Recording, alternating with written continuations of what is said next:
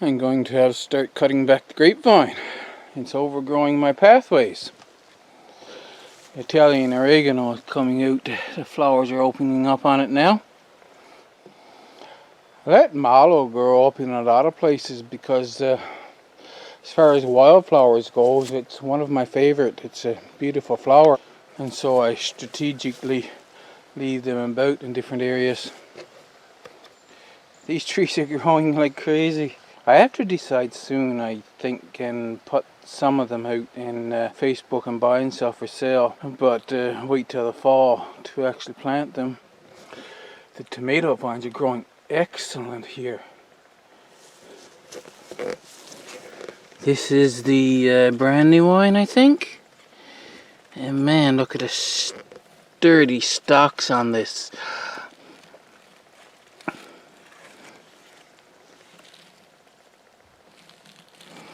I don't see a tomato growing on the Brandywine yet.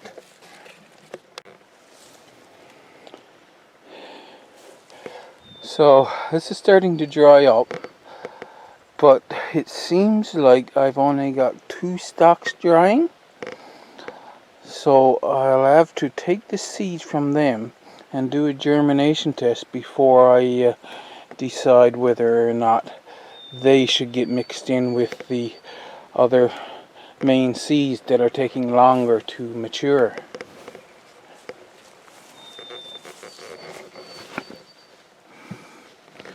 This is the furthest north plant and is doing the same thing it was doing last year, putting out many flower buds, and you see they're starting to put on fruit. This one I've picked some fruit from already. I have pictures, I'll just put them up.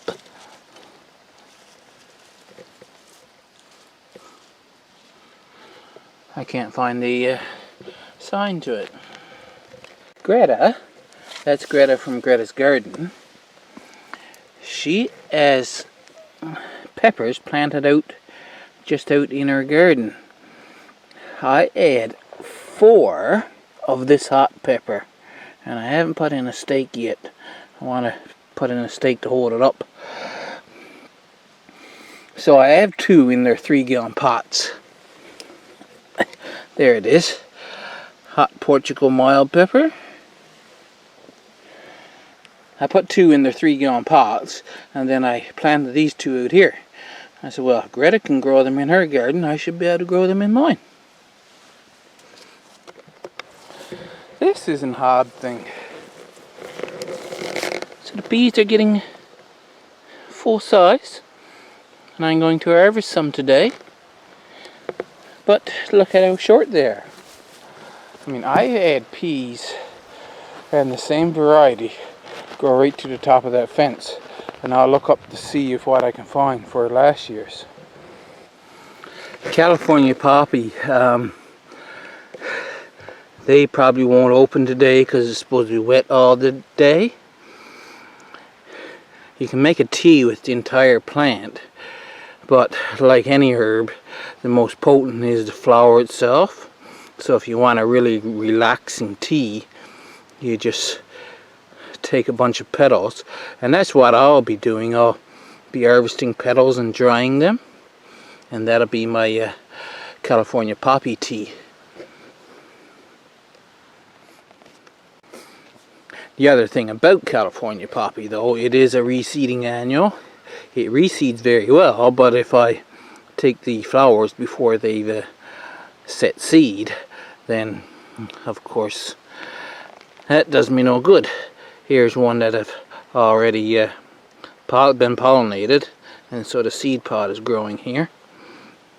I have to leave enough that it does put out quite a few seeds.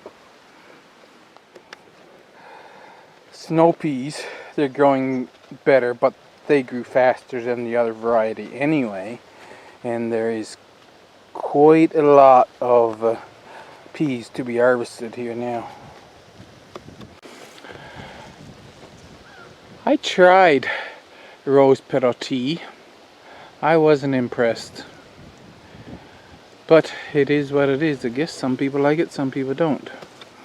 I picked a ripe tomato here this morning. That was the size of it.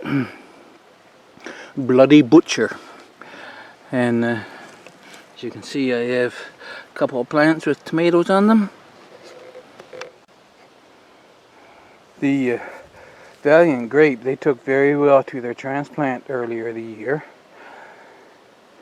And very soon I'm going to be tying them up to the fence and decide the exact pattern that I want the main canes to go.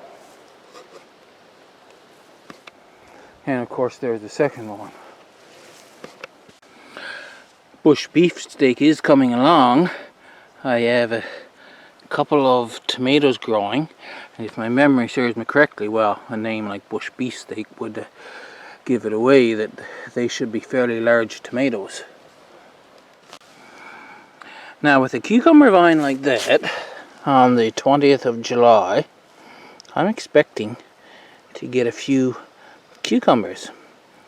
Oh, there's a flower coming. That's the first flower I've seen on them yet. It's the first flower I've seen. There's another one starting down here. So it's starting to come out in flower. And I'm going to tie it up the fence. And then when the cucumbers start to get any size, I'll give them some kind of support. Still being extremely happy with the C. maxima.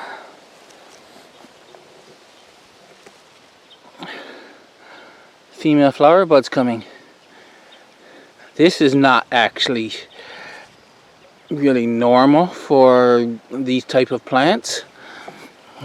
There's several male flower buds in here, and normally you'd get male flower buds to open before you'd get to this stage. There's a female flower bud on that one, and there's 3 female flower buds on that one. So I am going to have what, for me, because it's just me, I'm going to have a good harvest of C. maxima, I think. St. John's wort. This is a plant, and when you're harvesting, you just take the entire flower like that, the same as if you were harvesting chamomile, and you dry that out and use that as your herbal tea. This is their second year. The largest one I have is in its third year. They grow excellent here in my garden. I don't think Greta has any. Greta, if you watch this, if you can see if you can grow St. John's wort, I gotta check and see if she has any. Anyway, because it's a perennial that is growing super well in my garden, I'm not trying to develop this. So I can technically pick every flower that's on this plant if I want. I probably won't get that far because it puts out so many. This is on a red maple. Does any of my viewers know what causes this? It's the question of the day. Leave it in the comments. One of the trees that was here, one side of it broke and was laying on the wires. So when I phoned the hydro company, it didn't take them long to show up then. So it'll be November, December when I get to clearing this up, because I can do that in November and December, so why bother to do it now? And I'll be clearing up these trees and branches here. The lettuce is getting to the point of bolting. We did have hot days for Newfoundland, but I think more it did grow well and it's just gotten to that point. What I'm going to do, this is Butter Crunch. I'm going to let that go to seed, and I'm going to keep Sellable Red from going to seed. So I'll collect Butter Crunch seed this year. Next year I will collect Sellable Red seed. See, they're coming back beautifully. This is the mortgage lifter. And it's July the 20th, so I still got plenty of time to get tomato off those two plants. Put this in this video because this is the Honey Bennings green tint squash that I have growing. You can see in the center, so it's going to grow like a zucchini as well. It's going to put out a whole bunch of flowers right in the center. When it gets to putting female flowers on, they might be a little bit off center, but not very far. This is my service berry bush, Saskatoon berry, chocolate pear, huckleberry. This is one of the ones I sprayed, and the fruit are starting to get ripe. I don't know what's causing this premature rot looking thing. So it doesn't look like I'm going to get very many. Now, this, let's see if I can get you in a good position where you can see this well. This is what happens when the flower gets infected with that cedar apple rust. That is, of course, their normal shape. I took the extra red mulberries that were growing back and put them in here. They had actually grown quite significantly since you've seen them last. And that is the thing about this kind of stuff. You plant out, like I say, there's 100 plants here, and you wait to see which ones have the genetics to do well, and then the plants that do well, you pot them on for either sale or move them to their final location.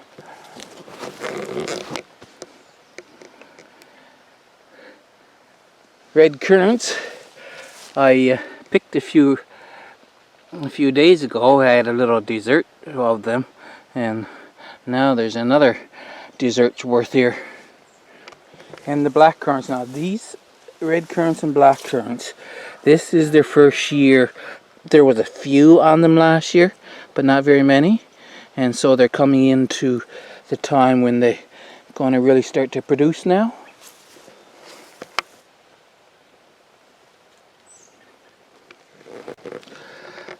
The white ones are, well, so-called white. They're a little more difficult to tell if they're ripe because they'll lighten up a little bit more than that, but not much. For the most part, you have to go along and kind of push on them. But the white variety of currants, they produce like crazy for me here. The black and red is yet to be seen. This is the old currant bush. But you see, they've turned kind of a tan color, and if I squeeze it, it's kind of spongy. So this berry is ripe. They're not all ripe, but in the next few days I'll be harvesting from this bush as well. This came up in one of the videos from Loving Off the Land. They started a channel when the pandemic come in, trying to eat only what they can grow, raise, forage, or hunt. And they're doing very well. What I mentioned them for was they're growing mustard seed. And this is my mustard seed. I don't know if they'll be watching any of my videos or no. And it's starting to dry up now. And in this one bed, I got enough mustard seed to do, I think it would do a 500 milliliter bottle of prepared mustard. I said the strawberries would be just a garden snack, but they are putting on quite a few. And one of the older beds is actually producing as well. So I brought over 2 pounds into the house so far. The garlic, first leaf has turned brown. The second leaf is starting. There's a little bit on the tip of the third leaf. So when these, next to when the main stalk, like it doesn't have to be brown right down here, but for the most part this part that's off by itself is turned brown. 1, 2, 3 leaves. Then I'll be harvesting the garlic, and it'll be, last year it was the end of the first week of August, and I'm thinking it'll probably be the same this year. Carrots, I'm not going to have very many carrots. I am blaming a mixture. One is climate change, and that's the main problem I'm having, because we're having dry periods in the traditional planting time, and with carrots you want to plant them during a wet period. The other issue is that there's no organic matter. If you're planting small seeds, a layer of sifted compost should be on top of this soil. If you're doing transplants, of course you can put on whatever mulch you want, but with small seed you need sifted compost so that you can have a easy to plant the seeds and easy to see the crop when they start growing. Not going to have many carrots, but going to have a lot of parsnip. I do like parsnip in soup, so who knows, I might go through a lot of it. I didn't dig up the Osage orange that's here. You see, that plant's an Osage orange. I think there's 6 of them, and I'm just going to wait till fall now, and I'll transplant them then up to where I mentioned in the last video.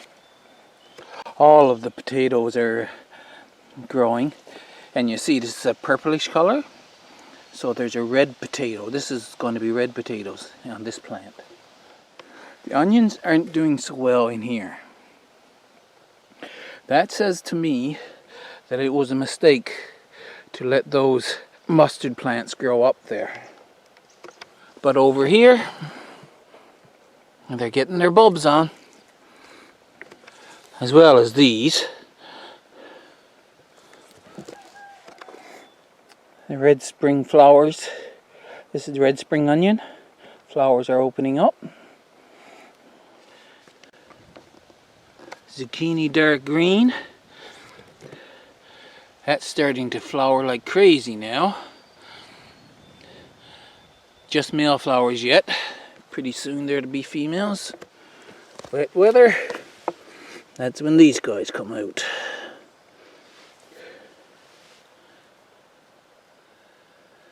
Gaspé Flint corn. I am going to have some corn this year. Look at this one. Why so short, you say? Well, Gaspé Flint corn only grows to 2 feet maximum height. So, this is basically what that corn looks like when it's full grown. So, I have a corn plant, it looks like. We have to wait for a cool year to actually know whether or not it will actually take the full brunt of our climate. But in these past few years, Gaspé Flint corn will do just fine here. This is Jacob's cattle, but they're all the same. The beans are starting on all the varieties of beans I have. So Jacob's cattle, you wait until they dry.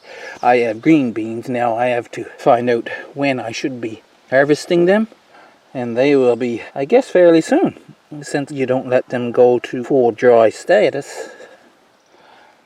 This is chamomile, and like California poppy, it's a reseeding annual, and you take the entire flower.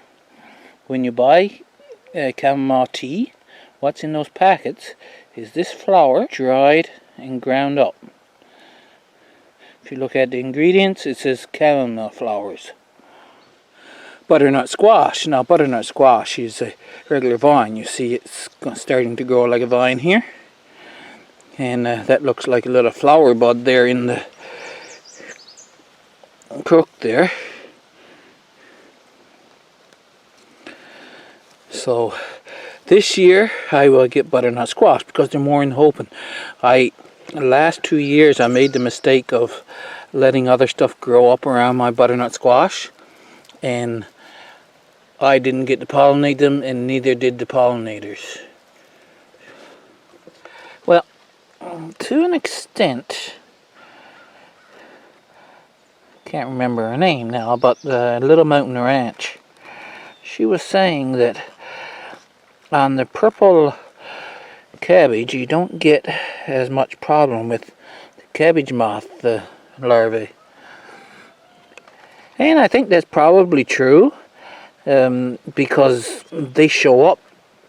I mean, it's, well, you can see this one down right here. He's pretty visible against the purple cabbage. But I'm going to experiment with that and see if I put the other colors, will I have less of a problem?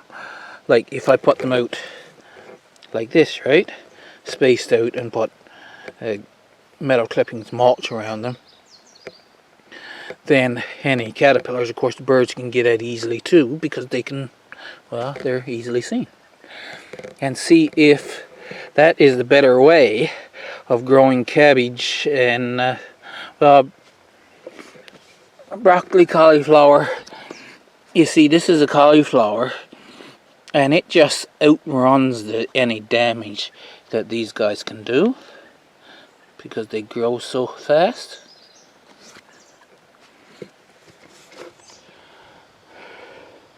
I first planted out sugar beets, doing so wonderfully. And as well over here. But the ones that I planted after the rabbit ate down the ones that were there, some of them are coming along quite nicely, and most of them have germinated. Another bunch of flowers, making this place pollinator heaven.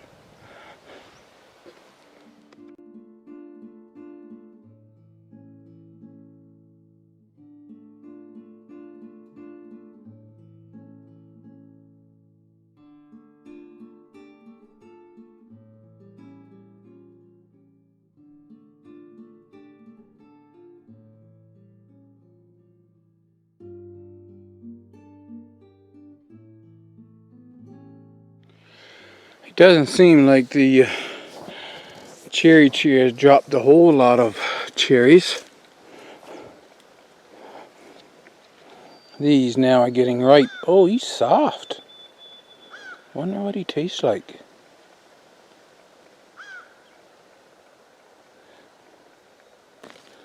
Sometimes it holds on to its pit and you just get the cherry. Just a little sharp, but almost ripe.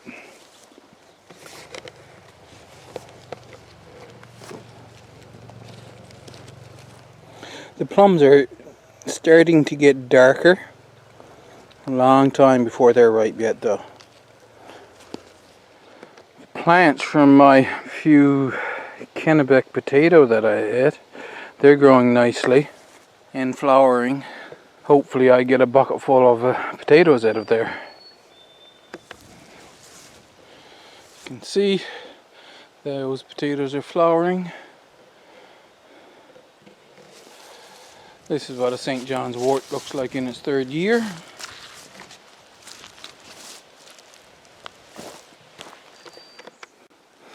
This is the spaghetti squash planted underneath the cardboard.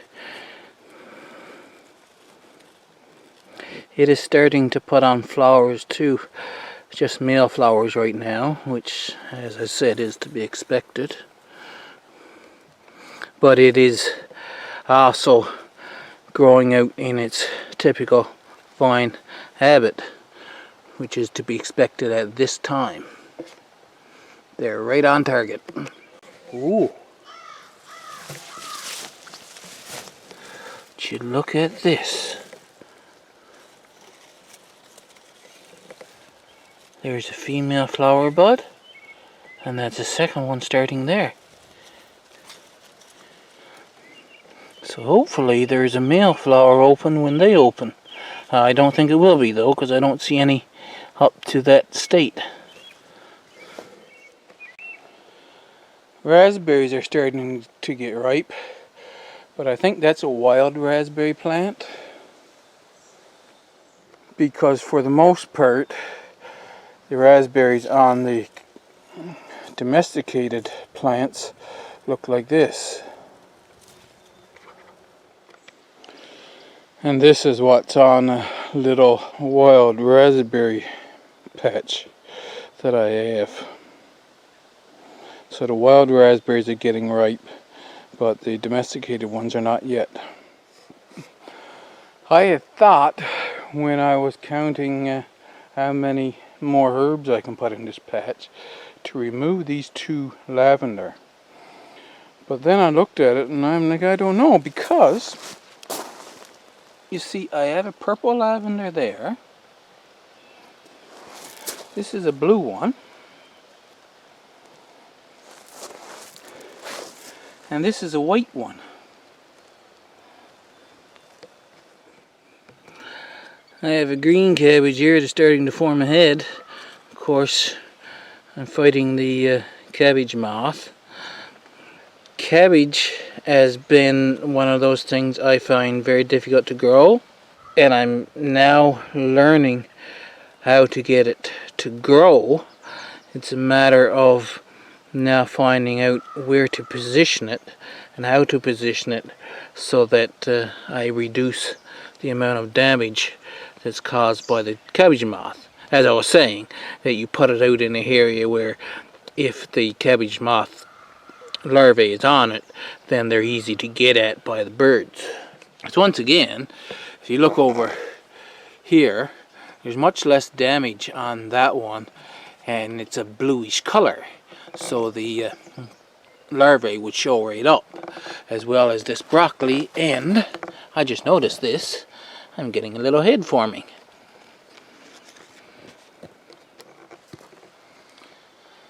Rhodonise is flowering like nuts. Going to have zucchini there pretty soon.